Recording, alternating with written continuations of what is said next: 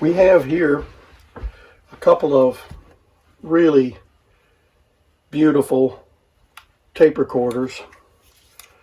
These are a reel-to-reel tape recorder made in the early 70s, and Sanyo, I believe Sanyo probably made them. They were produced under different names. Westinghouse, as you can see here, Westinghouse. And then here's the Sanyo version.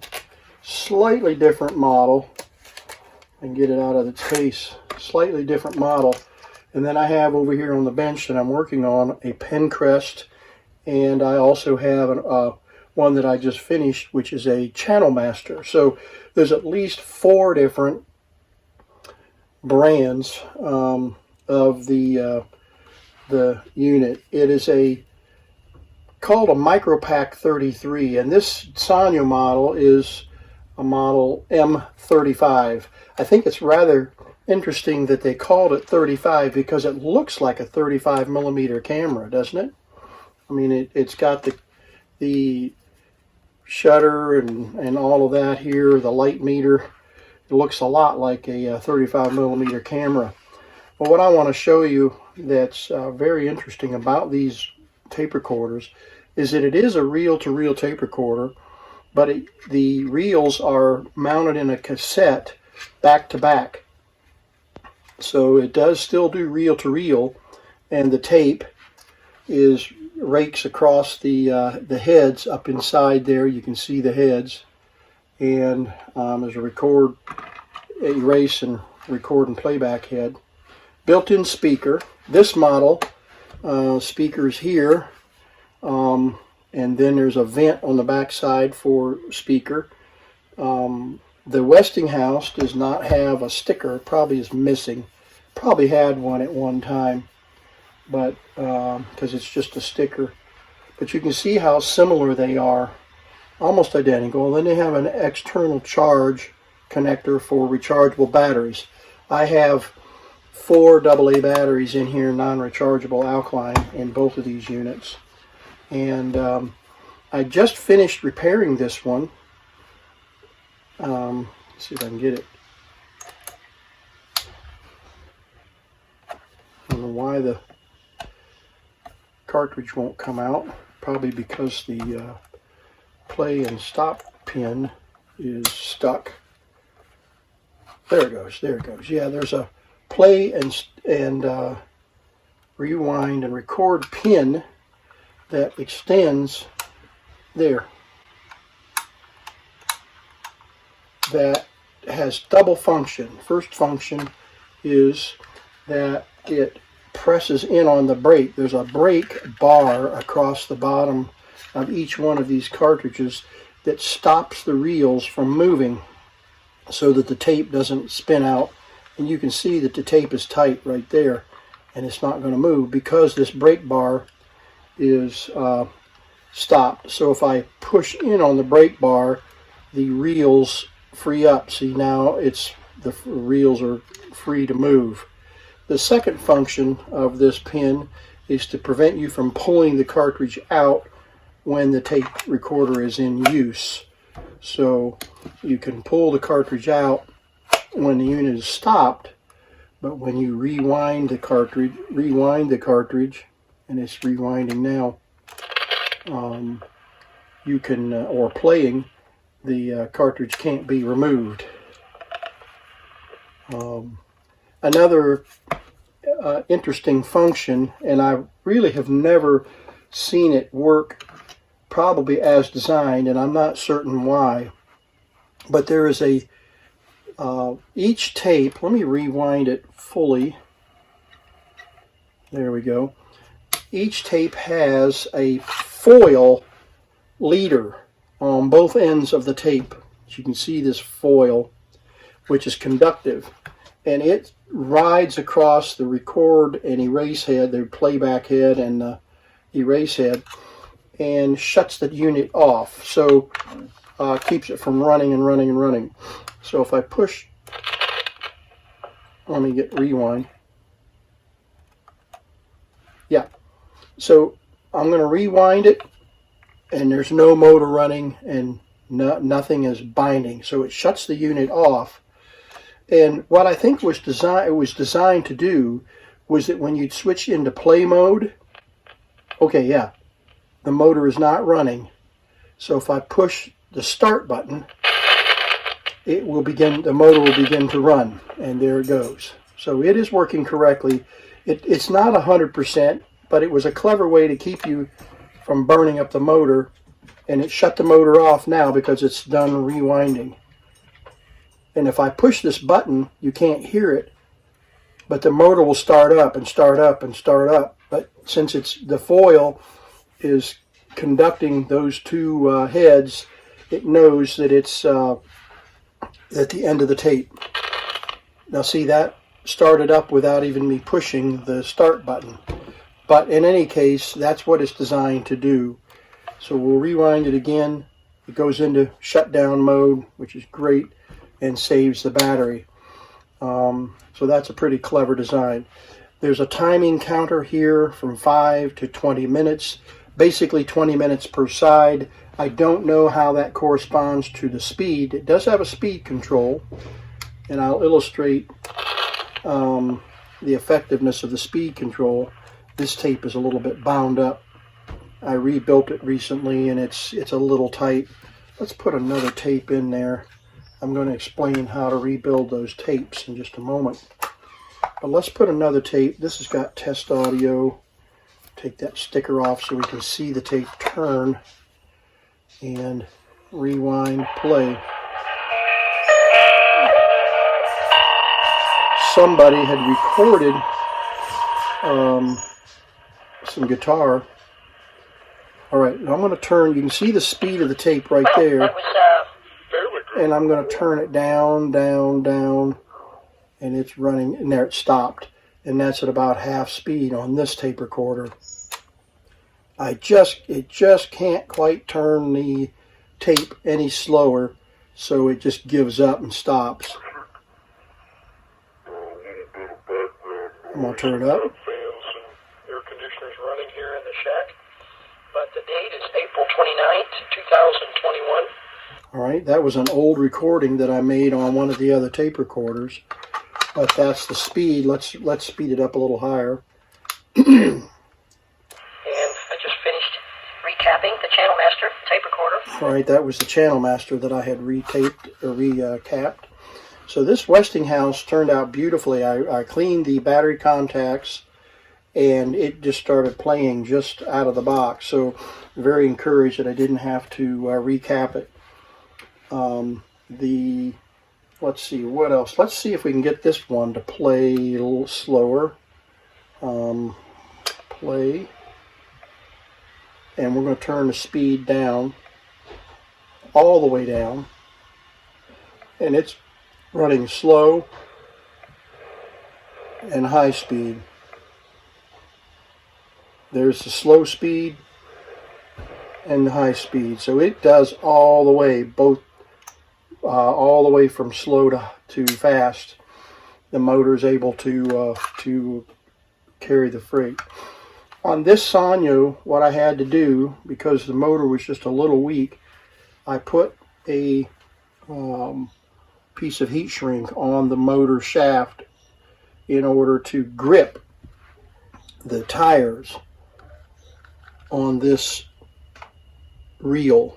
You can see the reels have a little bit of a rubber coating on the inside. That motor goes right in here and turns back and forth depending on whether you're fast forward or rewinding or playing. It moves one side or the other, so it moves from one reel to the other depending on the setting of the tape recorders. I can illustrate that, I think, if I can get enough light on the subject for you to see. I'll bring it right up here close, and you can watch the motor. There's the motor right there, the drive. Now as I turn, rewind, fast forward, rewind. I don't know, let's try it this way. Maybe we can see it better this way. I'm going to put the light right on it, super bright. There we go. There's the motor. See it going back and forth, and you can see the lock pin extending. So that's how it works. Sometimes on these tape recorders you can put a little bit of heat shrink on the motor shaft and it will grip these worn out rubber tires a little bit better. Rather than having a metal shaft turning it, it's kind of a rubber to rubber kind of thing, and that's why I did that. So a couple of these tapes, this one in particular, when I got it, the tape was all twisted and mangled up and couldn't be rewound or played. So what I had to do was take a razor blade or utility knife and cut and score down this side and down this side, and then score across the bottom, and then took a piece of plastic shim and pushed these apart. I slid it inside there until it popped. So you can take a blade and just start the crack right there, and of course score this enough that it'll break easily. Score this one, and you just take something inside here and push it in until it pops open, and then you can just fold the tape cartridge open. Now I will admit, these metal guides right here, the tape falls out of those metal guides, and so you have to pop these metal guides off. You see that little tab right there? That little tab is what holds the tape from falling out off of these posts. So you have to have the tape in behind the posts, and the tabs keep it from falling apart. They are pretty fragile, and it takes a little bit of patience to get everything reassembled. And anyway, and then getting it all put back together, getting the pin to fit in the hole there and the hole here, getting it all back together, then holding it together. And I put a piece of clear packing tape here and across the bottom to hold it back together. So I didn't even glue it back because I wasn't sure how it was going to work, but it seems to be working fine. And we're going to do a recording here now. We're going to rewind it. Okay, there we go. We're at the end of the tape, and it's raking that foil across the heads. That's that noise you hear. All right, we're going to get a microphone, and we'll do a little bit of recording here.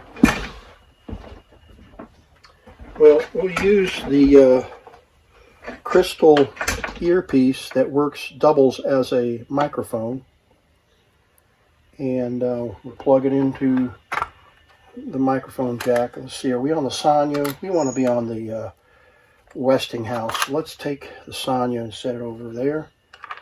Put this on. There we go. Play. Okay. This model had a microphone and remote control switch. The Sanyo does not have a remote control. It only has a microphone and ear. So we're going to plug into the mic. And we will watch the record meter. There's a record level meter that bumps when we record. So let's switch it to record. We pull up on the knob and turn it. And now we are recording. So we're going to turn the volume all the way up. And we're going to talk right into the microphone. Now we can see the level meter bumping pretty clearly as we record. Testing 1, 2, 3. Testing 1, 2, 3.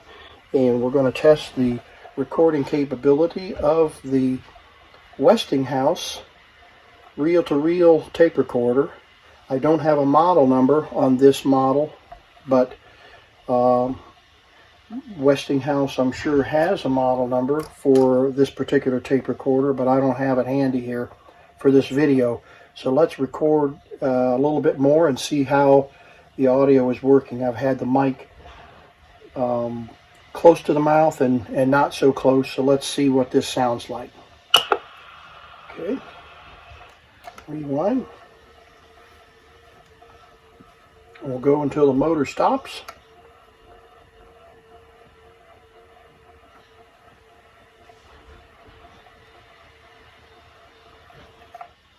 Okay, stop and play. And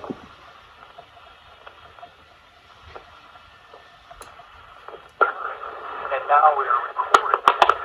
As we record, testing 1, 2, 3, testing 1, 2, 3, and we're going to test the recording capability. A Westinghouse reel-to-reel tape. I don't know a model number on this one, but Westinghouse, I'm sure, has a model number for this particular tape recorder, but I don't have it handy here for this video. So let's record a little bit more and see how the audio is working. I've had the mic close to the mouth and not so close, so let's see what this sounds like. All right, it's not a perfect recording solution, as you can see, and the tapes are very fragile. So anyway, I hope you've enjoyed this short video on the Sanyo Micropack and the Westinghouse Micropack tape recorders. They are sweet little recorders and pretty popular, I'm sure, back when they were produced, at least under 4 names: Pencrest, which is JC Penny, Sanyo, Westinghouse, and Channel Master. Okay, as part of this video on the solid-state cartridge tape recorder, I wanted to share with you a complete set of one of these little tape recorders. I have here another JC Penny Pencrest tape recorder and another cartridge that was packaged separately. And the cartridge, as we just tore the package a little bit, there's the cartridge that we looked at earlier, and this one comes in a special styrofoam package and can be mailed to somebody, a family member or whatever. And this was $2.49.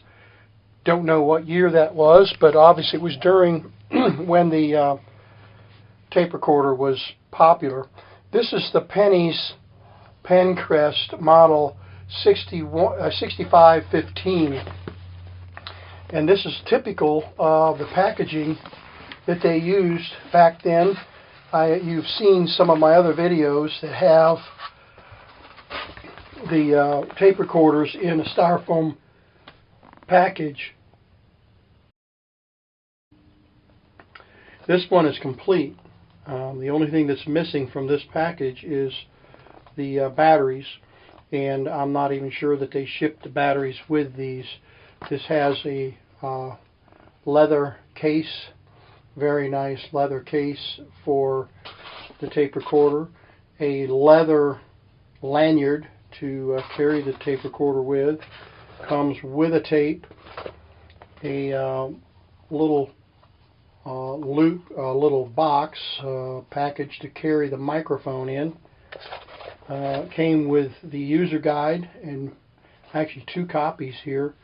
One's a little bit better condition than the other, but there are just no technical specifications on it, but how to use it. And the warranty. Warranty was materials, 90-day warranty. Here's the tape recorder, and it's in remarkable condition. Just a little bit of corrosion, but it's in remarkable condition. I have not tested this yet, but I will get to that eventually. It runs on 4 AA's, or can be used with a charge adapter for rechargeable batteries.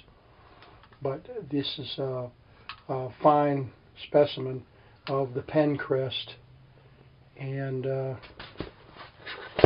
came with an earbud and a remote control microphone, which is very nice. Little Pencrest symbol on the microphone with a switch to control, and then it plugs into the side of the tape recorder, with the two plugs right into the side here. And so this is a fine little setup right here, and would have been typical of how they would have packaged these back in the day. So I wanted you to see that, and let me let you take a look at the package again. Not a whole lot of information on the sides or the back, but other than being a little bit dirty, this is a really nice display piece of the JC Penny solid state cartridge tape recorder. So I hope you enjoy seeing that entire package. You can find these on eBay if you search for them, and I don't know that you'll find too many of them in with the packaging and everything intact, but I think this was number 5 of my collection, and so I'm anxious to get this little Pencrest working, and so that it'll be complete. And here we have 3 of the other. Here's the Westinghouse that I had that's in a little better condition, and it has a sticker here from some inventory sticker that it doesn't have any meaning to me, but it belonged to the company. And I've started working on this one. The cap lifts off and the face pulls off. You've got the speaker and the chassis, as you can see, and I'll describe this in just a moment. This particular model, the audio quit working, so I'm going to have to take another look at the audio board here. And this is the Channel Master. Very similar design, a little different window. As you see, there's no the difference in the speaker and the window here.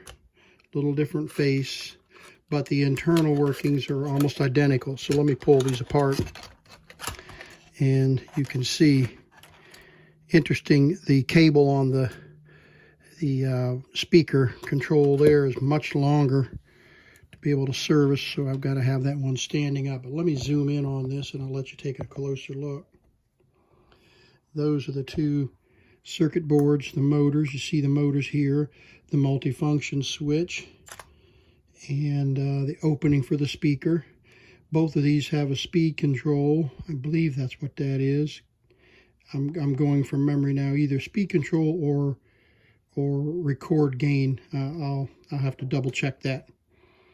Then you've got the both have the heads and the speaker, or the meter, the little meter. So they're almost identical inside. This one has just a microphone, and this one has microphone and remote control to control the motor. So that's a little different wiring.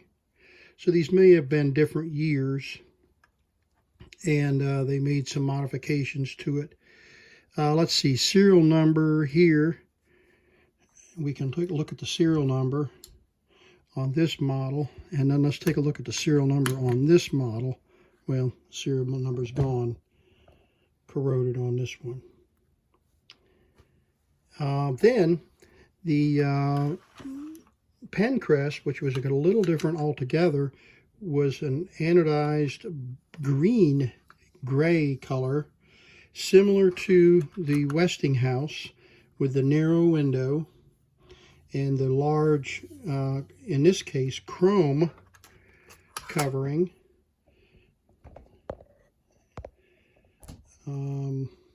So we had the chrome on the Channel Master, and this is a chrome cover instead of the black, but similar Westinghouse panel.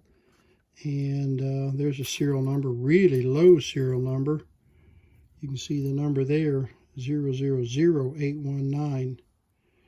So that's a low serial number for the Pencrest by JC Penny Company. There's the JC Penny Company.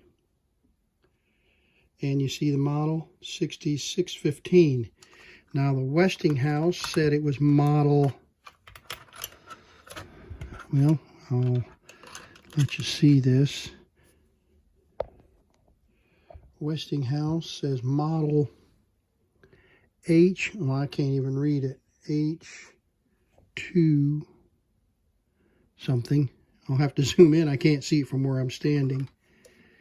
And this doesn't give us a model number on the inside, but there is a sticker on the bottom there, 6546. So similar to the JC Penny 6515. Let's see, anything else unusual here? Same face plate, basically, the top. Let's see, what ohm speaker? 8 ohm, excuse me. And this one came with a, sorry, my camera works a little bit. I just want to zoom in and out. 8 ohm speaker.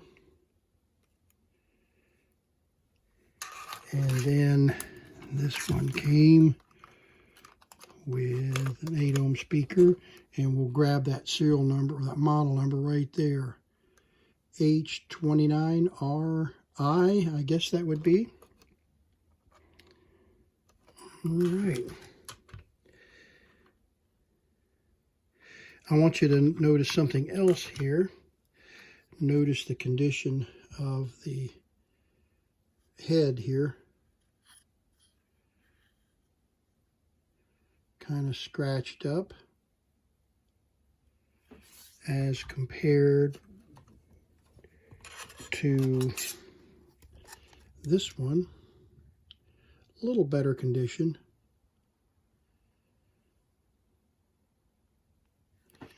And this one,